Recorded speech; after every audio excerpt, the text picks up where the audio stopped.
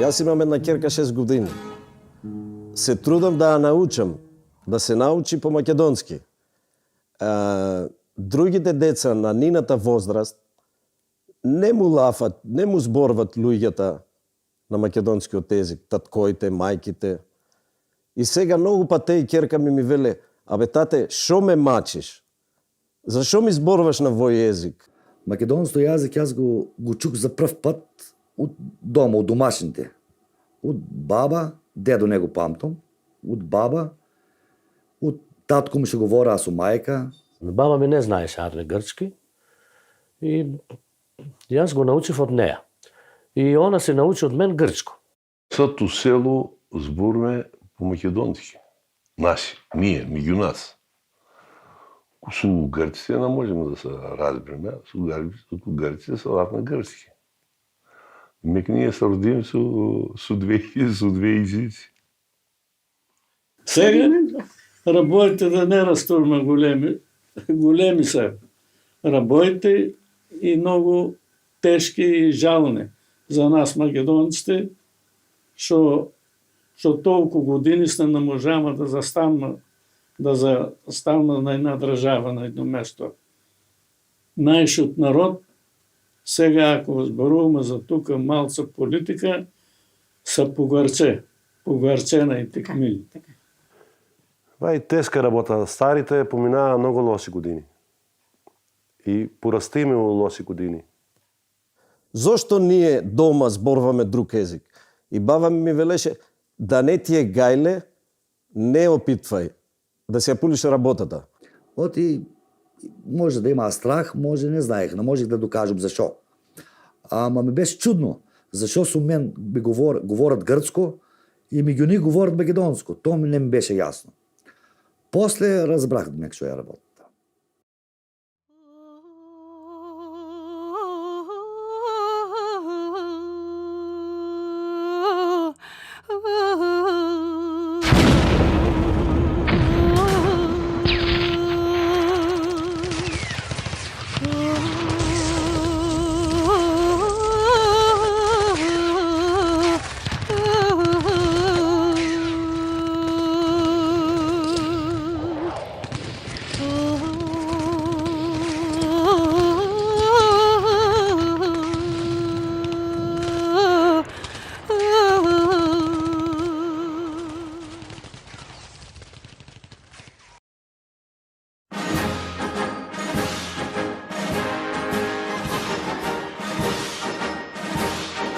Територијалните експанзии, политичките напнатости, честите миграции, кои во историски контекст се случувале на Балканот, резултирале со нестабилност на политичките граници, кои постојано се менувале зависно од одлуките на политичките елити, односно од околностите во даден период.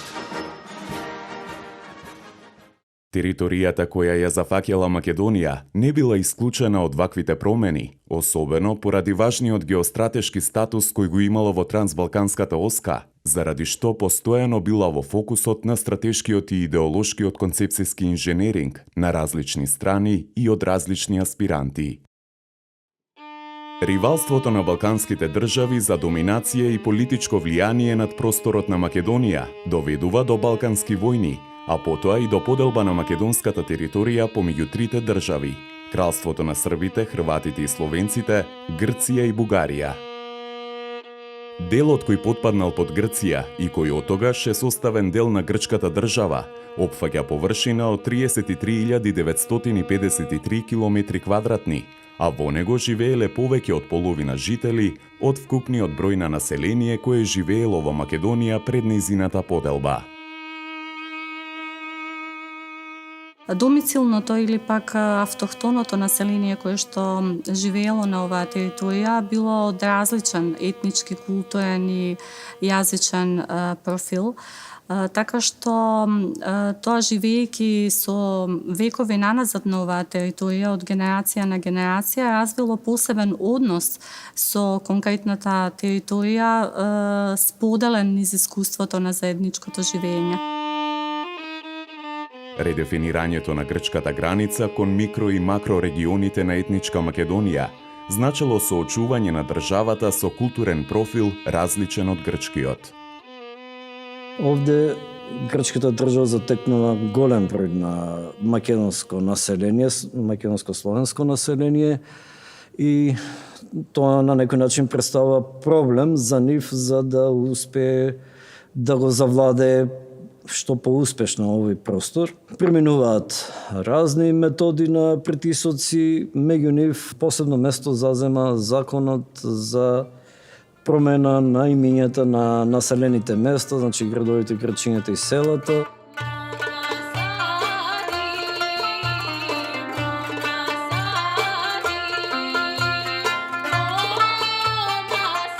Но ова анектираните територии кон Грција ги карактеризирала топонимија во која доминирал словенскиот културен контекст, а во местата каде било населено турско население, топонимите имале турска конотација.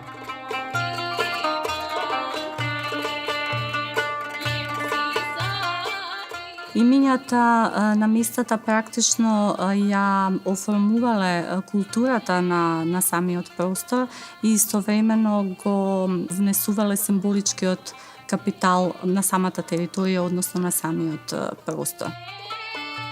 Тоа е простор во кој овие луѓе се родиле, во кој живееле и према кој изградиле емотивен однос, благодарение на долгиот и континуиран контакт со конкретните места.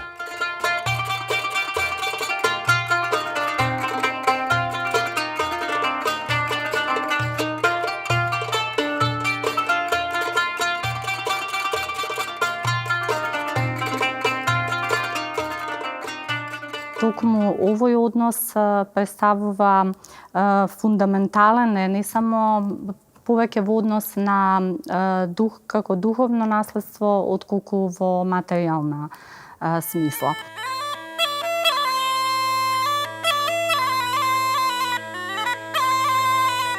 Традиционалните знаења содржани во имињата на местата и со нив поврзаните преданија, обичаи и верувања, кои се пренесувале од колено на колено, од генерација на генерација, се најдобар доказ за начинот на кој овие знаења го отелотворувале и го развиле односот на населението кон земјата, кон просторот, кон родните огништа. Тоа се знаења кои се вкоренети или кои произлегуваат од традицијата на живење во тој конкретен простор, а во нив се акумулирани разбирањата за местата, кои ги интерпретираат емоциите и го градат духовниот однос помеѓу човекот и природната средина. Пейзажот и топонимите во него ги зачувувале токму тие приказни. Од тука приказните или традиционалното знаење поврзано со да речеме лиринско, кустурско, вуденско и така натаму и силата кои што се дел од тие окрузи, Вмбел, Струпино, Гиерман и така натаму, се практично простори во кои што се јавува символичкиот капитал, тоа е символичка географија која што ги претвара местата во културно значенски простори. Приказната за долнопреспанското село Рби, сместено во Леринскиот округ, кое населението го викало Роби, раскажува за царот Самуил, кој благодарение на карактеристичната питомост и богатите природни ресурси, ја одбрал токму Преспа за негова престолнина. Специјалната населба која овој цар ја направил за робовите, кои ги користел за изградба на патишта и за работа во рудниците, била токму на местото на конкретното село. Поради ова, на тоа село му останало името Роби, вели преданието.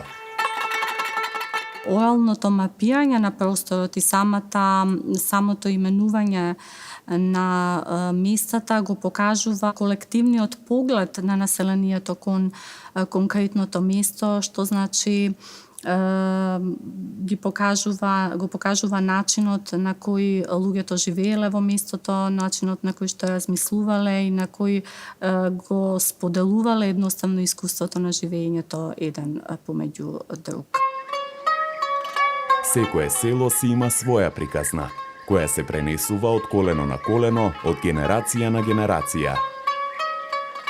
Кога пред многу векови на некој човек од селото Баро му се изгубила кравата, тој барајќи ја во темницата здогледал светлина.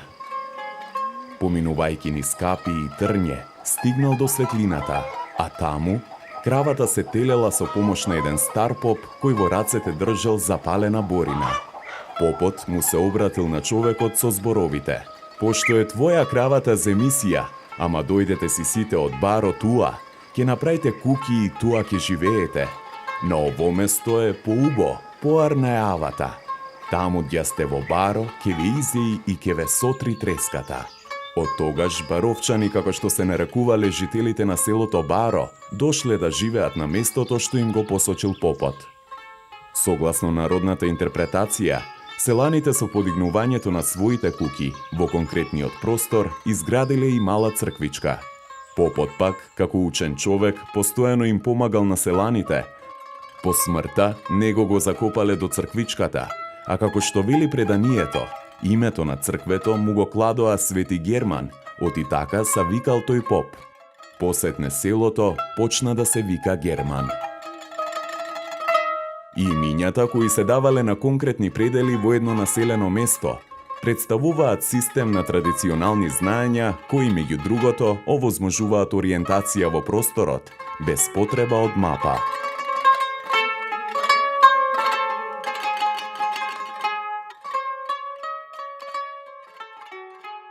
Тоа практично ја формира и посебноста на конкретната територија во културен и во јазичен поглед и токму тоа е причината за идеолошко-идентитетскиот инженеринг кој што е спроведен на оваа територија од страна на грчката држава, практично насочен кон редефинирање на културниот профил кој што екзистирал тука, односно во фокусот на идентитетските политики се наоѓа населението кој што различни автори го нарекувале бугарско, српско, грчко, македонско, словенско и така натака, зависно од интересите на круговите чии што интереси ги застапувале самите автори.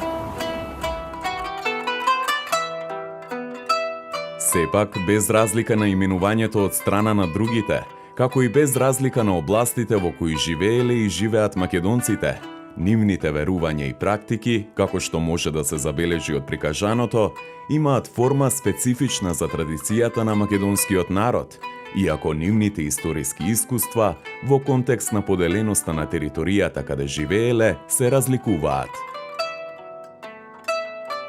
Самата доминација врз конкретната територија, односно анектираната територија кон Грција, значила дека таа е тесно поврзана со така нареченото национално прашање, каде што важна улога има прашањето за припадноста, односно етничката и етничкото историското право на територијата која што е анектирана кон Грција.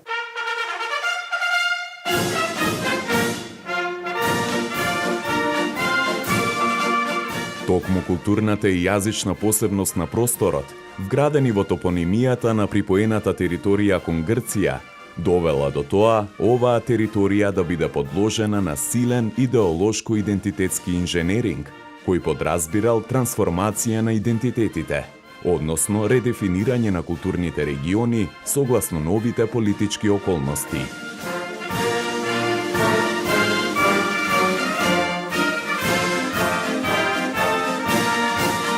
По завршувањето на Првата светска војна, грчките политички елити ги користеле сите средства кои што им биле на располагање за да вбризгаат грчка свест во македонецот во егејскиот дел на Македонија, односно да ја извадат македонската самосвест.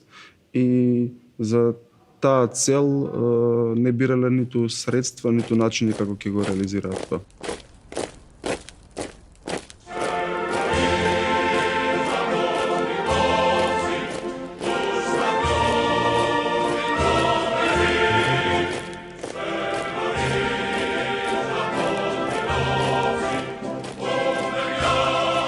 Станува збор за настојување на грчката држава да го поистовети просторот и културата, да ги прикаже како хомогени, како втемелени и како територијално ограничени во доменот на промислување на местата и просторот.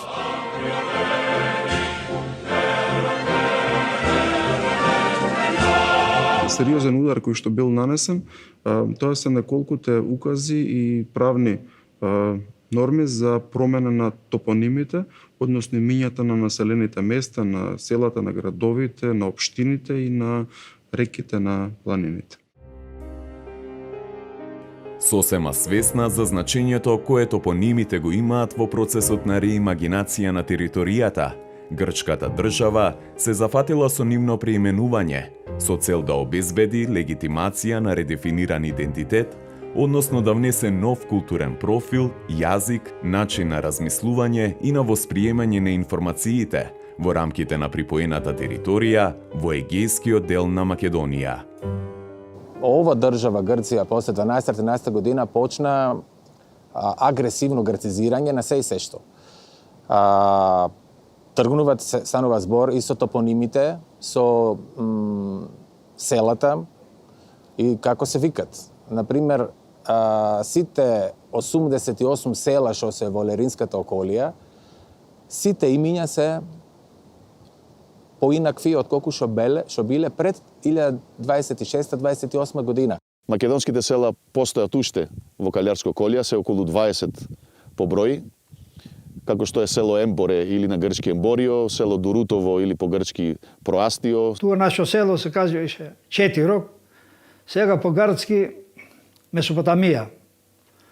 По-горе најубавото село, богато и големо село беше Забени, сега се вика Дендрохори. Моето село од Врбени или Екшису, кад што беше 200 години во Отоманската ига, се нарекува Ксинонеро. Ние му викавме по македонски Гуменџа, сега се направи Гумениса. Моето село, дека живеам јас, се викаше Петгас, а сега е направено Пендалофос. Селото што сум роден се вика по грцки Лофи, а по македонски Забрдени. Околјата е Лерин, Флорина по грцки. Во овој период, значи од 1920 година па се до 23 година, грчката држава се наоѓа во војна со Турција, односно тоа е така наречената грчко-турска војна. Дури и во такви услови на војување, каде што до 22 година Грција има огромни успеси, таа фактички се бори на два фронта. Првиот фронт воениот против Турција и во Мала Азија и вториот фронтот против македонското население, кое што со овие чекори пробуваат да го разнебеди. Во овој контекст на 10 октомври 1919 година е издадено циркуларно писмо од Комисијата за топоними на Грција, во кое меѓу другото се вели: Комисијата за топоними на Грција, чија мощна важна задача е отфрлање на сите турскофонски имиња на силата и на општините, кои го трујат и го грубат ликот на нашата убава татковина, а даваат повод за неповолни заклучоци за грчката нација, кои противничките народи ги употребуваат против нас, со указ на Министерството за внатрешни работи, реши да ги засили своите напори за менување на странските имиња со грчки. Денешните топоними не се случајно избрани. Тие имаат своја причина, свој живот, своја историја со околната природа, со жителите, со историјата. Дел од нив се турски и словенски, за кои постои намера да бидат заменети.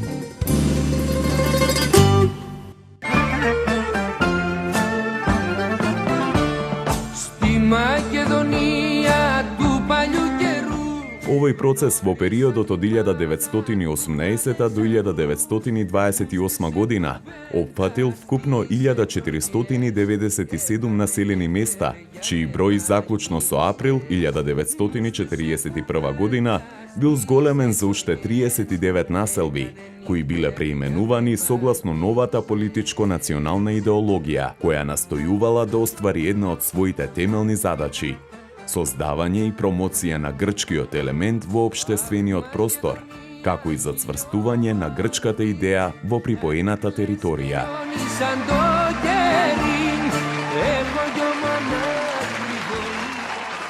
Ова е типична грчка политика на некој начин да докажува зошто и како овај дел во Грција има грчки карактеристики. Реките и тие се сменети, ама големите реки.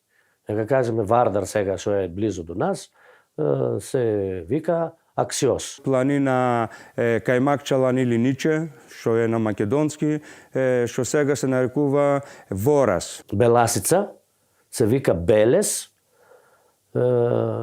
и Керкини има сега и друго име му ставија, има три имиња, то две грчки, едно македонски. Паик планина Голтачука. Они акалдеа метеризи, што му текна на секој ден. Гандач планина, Гандач, ритката Гандач, акалдеа друго име, грцки размислими имиња. Едно друг рит си веле Гола Рапа, акалдеа Хилевта грцте. Ама ние се изнаеме по македонско. И до сега шумсто още и користи македонски имиња. Ама сега гледам, извагат карти нови, прават да уништат се. Интензитетот на преименување на топонимите во анектираниот дел од Македонија кон Грција осцилирал заради историските збиднувања, грчко-турската војна, Нејскиот мировен договор и така натаму.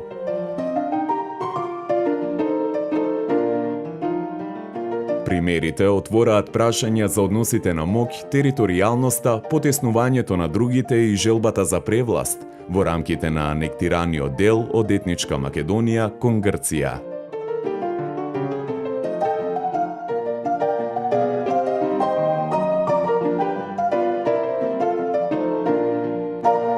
Тие нивни методи на промена на топонимијата не е случајна, бидејќи со промената на топонимијата кажуваш дека ти си господар на просторот, а не некој друг.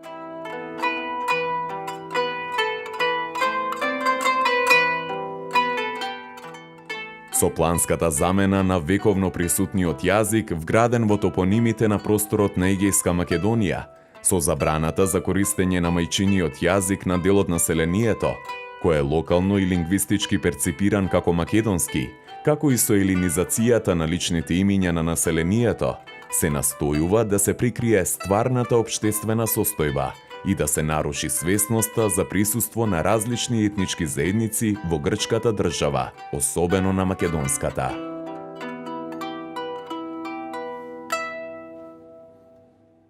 Најдобра илустрација за тоа се сеќавањата на поединците. Голем дел од нив на своите села се сеќаваат како на простори во кои се спроведувал терор, особено врз македонците, места каде се забранувало говорењето на мајчиниот македонски јазик. Кога дојдаскало опет о Румо, една чупе станува веле така и така, Џорџ и ови пеја македонски му веле на нас на дечината. И даскало веле, кој пееше македонски, ти му кажи, јас пееше македонски, да сум зашто пееше македонски, ама че спиеш и фаде да ме бие. Зашто да ме бие, зашто јазик го говорим, that's all. Не смеа никаде, нито во црква, нито никаде да зборуваат македонски. Све требаше да биде грчки и они имаше многу полиција, војници да слушат. На вечерта луѓето се плаше и дома да зборуваат македонски. Вратите, клученците му клававме книга да не се пуле, да не се слуша гласо. На пенџерите клававме хебина, да светлото да не бие, да не се слуша нашиот јазик што се зборуваме со мајката и таткото и бившо или пријатели, гости кои ни градеа. Цаксира се викаше, како денот го памтам, се качи на црквата на високо место и собра цело село и вели во език треба да се пикне од земјата, да се забрани. Мила елиника, ја ти са плиронис ке де са милас. Значи, што значи? Овде е Грција и ке зборуваш грчки, инаку ке платиш ако зборат туги јазик во Грција. Дедо ми уште кога дојдеа грците, бидејќи говореше на македонски, го бесија грците во селото. Му дојде многу тешко на мајка ми, на татко ми, кога се дојдов дома јас.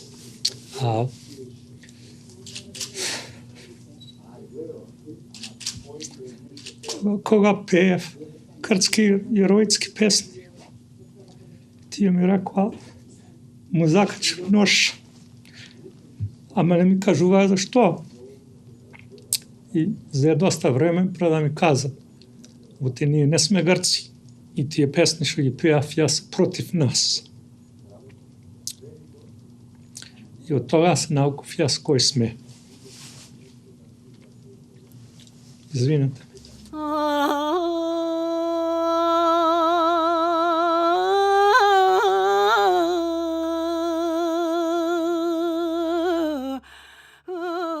Преобразбата на физичкиот простор, која од една страна е последица на воените и другите политички действија, а од друга на појавата на новите просторни маркери, има за цел дематериализација на наративите, на интерпретациите за конкретните места.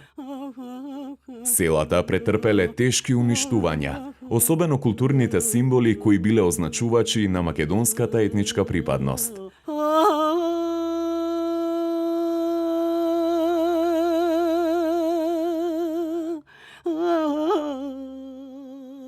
Со новите интерпретации на просторот, во согласност со грчката идеја за етничка хомогенизација, постепено низ годините се одвива промена со која македонското наследство станува се помалку видливо или невидливо, а истакнато место заземаат маркерите кои го легитимираат грчкиот поредок. Биле ушени символите кои што или ознаките кои што практично биле визуализација на македонскиот етнички идентитет, се со цел да се прекине тој контакт на историјата, да речам, со актуелното живење на населението. Интервенциите на државата во контекст на преименувањето на топонимите и нивната употреба биле обврзувачки во официјалната општинска државна комуникација, а нивното непочитување подразбирало казна за прекршителот. Традиционалната употреба на старите топоними покажува поголема отпорност на индивидуално ниво заради нивната длабока навлезеност во секојдневниот дискурс на заедницата. Законот број 34-32, во кој што се однесува на судските инстанции, односно на судовите, и многу прецизно е наведено дека еден тужител, односно човек кој што покренува тужба пред граѓанскиот суд, не може да му биде земена во предвид доколку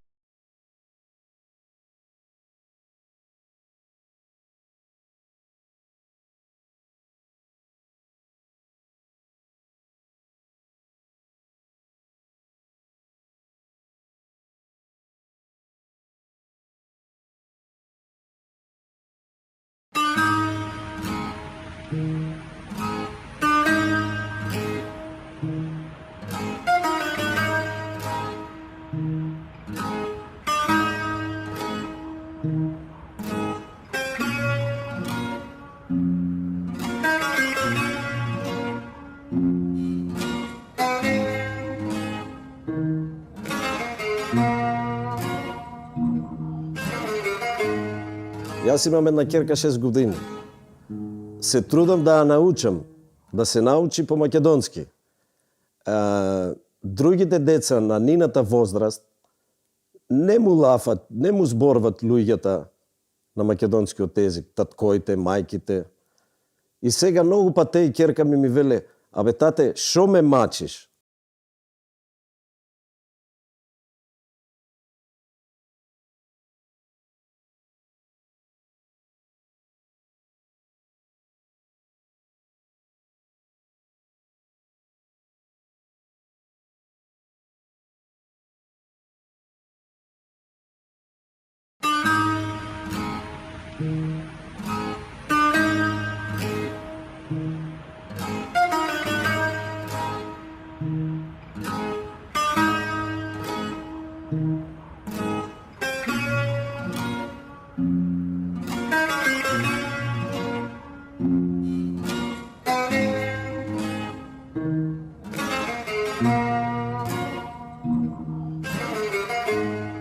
Јас имам една ќерка 6 години.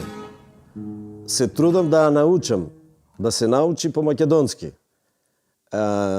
Другите деца на нината возраст не му лафат, не му зборват луѓата на македонскиот език, таткоите, мајките. И сега многу пат и ќерка ми веле, абе тате, шо ме мачиш? Зашо ми зборуваш на вој език? Македонското јазик јас го чух за прв пат од дома, од домашните.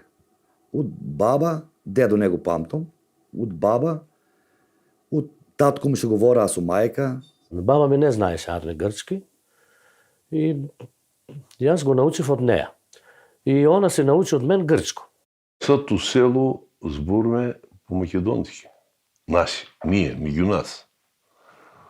Со грците не можеме да се разбереме, со грците се лаф на грцки. Мек ние се родим со две езици. Сега работите да не растурме големи се работите и многу тешки и жални за нас македонците, што толку години се не можеме да застанеме на една држава, на едно место. Најшот народ, сега ако зборуваме за тука малца политика, са погарчена и текмили. Ва и тешка работа. Старите поминаа многу лоши години. И порастиме у лоши години. Зошто ние дома зборуваме друг език? И баба ми велеше, да не ти е гајле, не опитвај, да си ја пулиш работата. Оти може да има страх, може не знаех, не можех да докажам зашо. Ама ми беше чудно, зашо со мен говорат грцко и меѓу нив говорат македонско. То ми не ми беше јасно. После разбрах дека што ја работа.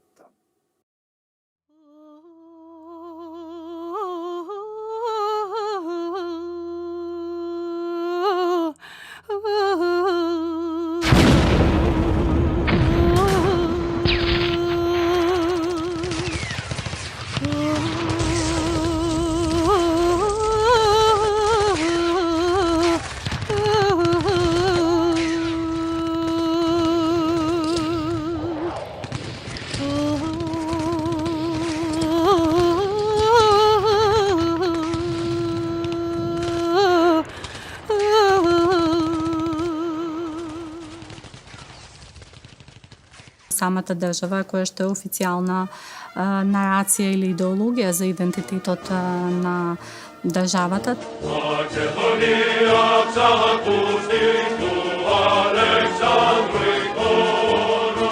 Притисоците, репресиите и казните на кои била и е изложена заедницата на подолг рок, покрај другото и во контекст на употребата на старите називи за местата, довело до тоа еден дел од поединците да ја заборават старата топонимија, отстапувајќи им место на новите имиња и создавајќи нови конекции помеѓу минатото и сегашноста.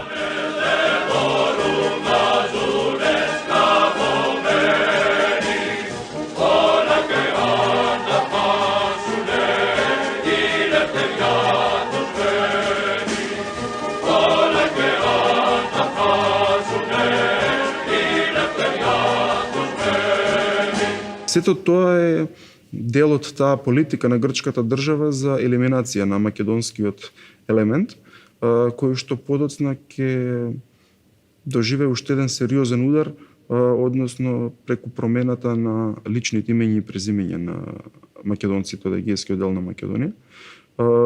Значи сите жители кои што живееле там, без разлика на својата национална припадност, стануваат грци по род, добиваат грчка варијанта со наставки на нивните имења и презимења, со оние познати наставки Пулос, Ос. Јас се викам Коста Стасопулос, а по македонски се викам Кочо Ташев. Јас сум Петр Димчев.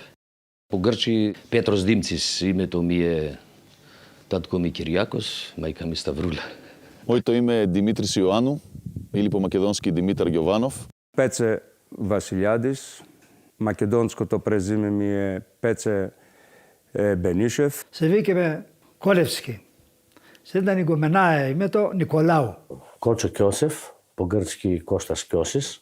Ставрос Ципас на грцки, Ставре Ципов на македонски, то време.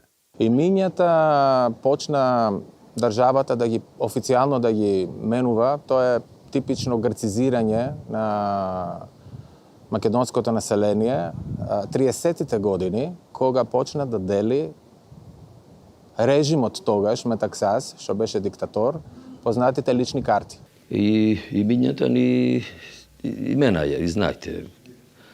28 година име, презиме, што имаше тука македонско, менаја по грцки. Да се заборави се што имаше тука, тие знаеа што правеа. Тие си имат една таква линија што велеот и тука не стана ништо, нема таков народ, немаше никој пат, тука имаше секој пат грци, од Александар, не знам, од пред Александар, од пред 5000 години, и тоа тешко е да се смени. Директната сооченост со стварноста кај друг дел од населението предизвикала честа употреба на старите називи во неформални и приватни ситуации, најмногу во рамките на семејството или помеѓу истомислениците во населеното место. Сепак, постои трета група која и покрај околностите јавно зборува за својата македонска етничка припадност, за македонскиот јазик, а во тој контекст и за локалните називи за одредени места кои се задржани во нивната свест, благодарение на пренесените знаења од родителите и од предците.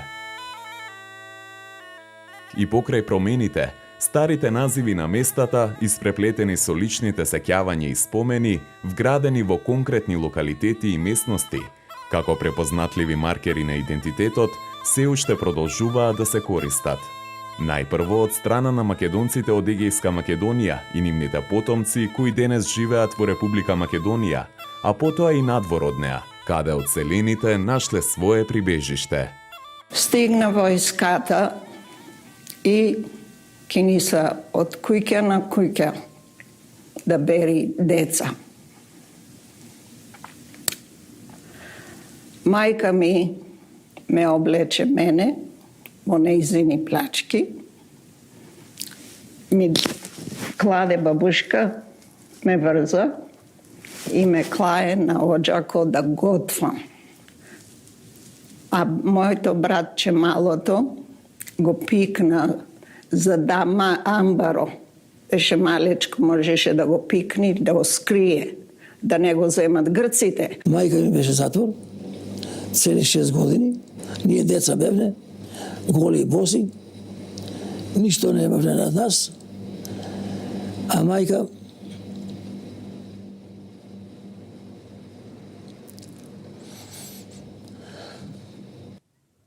Јас имав 8 години. Тога ме зеде од мајка, од татко. А јас бев такво дете што не можев една ноќ да спие без мајка. Јас на тој ден го напуштив родното село и уште еднаш не се вратив назад.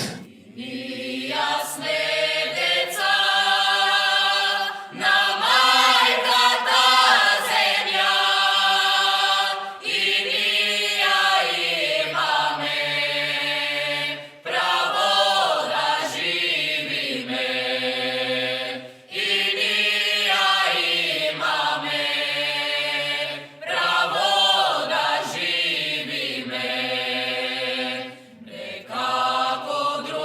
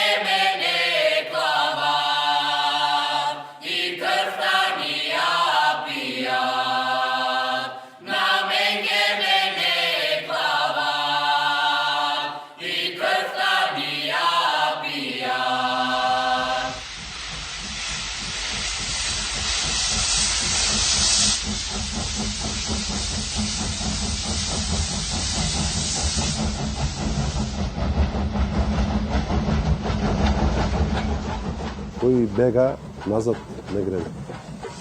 И од ветките години кој избега назад не си дои. Државата многу го испаска во народ, македонско народ. Да се плашиш, се плашиш овде. Ali da se srami što si Makedonec, ima mnogo ljudi što se srami što su Makedonci. Ако се правиш грк, нема мака. Ако демек се направиш мајмун, не е тешко. Може да речеш, јас, знаеш, не знам македонски, не се роди македонец, немам грк сум. Мајмун демек.